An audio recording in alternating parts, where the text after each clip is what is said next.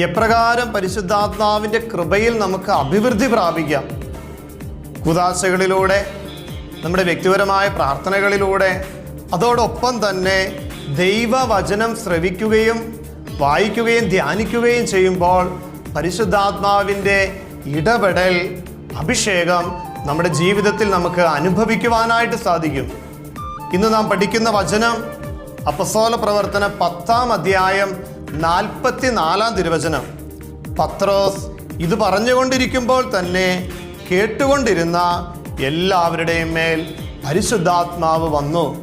പത്രോസ് ഇത് പറഞ്ഞുകൊണ്ടിരിക്കുമ്പോൾ തന്നെ കേട്ടുകൊണ്ടിരുന്ന എല്ലാവരുടെയും മേൽ.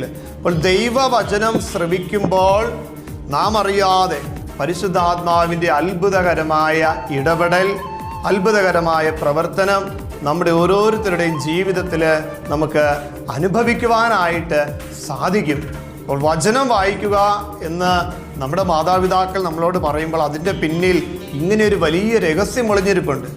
പരിശുദ്ധാത്മാവിനാൽ നമ്മളെല്ലാവരും നിറയപ്പെടും. കാരണം വചനം നമ്മളെ ശുദ്ധീകരിക്കും, വചനം നമ്മളെ വിശുദ്ധീകരിക്കും, പുതുജീവിതത്തിലേക്ക് നയിക്കും. ആത്മാവിൻ്റെ ഇടപെടൽ വചനത്തിലൂടെ നമുക്ക് അനുഭവിക്കുവാൻ സാധിക്കും. വെളിപാട് പുസ്തകം 12-11 തിരുവചനം, അവരാകട്ടെ കുഞ്ഞാടിൻ്റെ രക്തം കൊണ്ടും സ്വന്തം സാക്ഷ്യത്തിൻ്റെ വചനം കൊണ്ടും അവൻ്റെ മേൽ വിജയം നേടി. ആരുടെ മേൽ? പാപത്തിൻ്റെ മേൽ, തിന്മയുടെ മേൽ, ശാപത്തിൻ്റെ മേൽ, ബന്ധനങ്ങളുടെ മേൽ. നമ്മൾ കടന്നു പോകുന്ന ജീവിതത്തിൻ്റെ എല്ലാ തിന്മയുടെ സാഹചര്യങ്ങളുടെ മേൽ വിജയം കൈവരിക്കുവാൻ നമ്മളെ ശക്തിപ്പെടുത്തുന്നതാണ് കർത്താവിൻ്റെ വചനം, വചനത്തിലുള്ള പരിശുദ്ധാത്മാവിൻ്റെ അഭിഷേകം.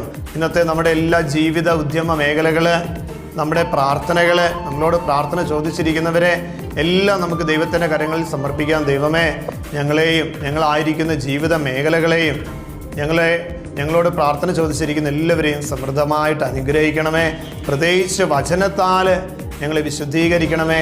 വചനം കേൾക്കുവാനും വചനം വായിക്കുവാനും വചനം ധ്യാനിക്കുവാനുമുള്ള വലിയൊരു പരിശുദ്ധാത്മാവിൻ്റെ ചൈതന്യം നൽകി വചനത്തിലൂടെ പരിശുദ്ധാത്മാവെ ഞങ്ങളോട് സംസാരിക്കണമേ.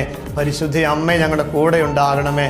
പ്രാർത്ഥനയോടെ ദിവ്യകാരുണ്യ ഈശോയുടെ ആശീർവാദം നമുക്ക് സ്വീകരിക്കാം.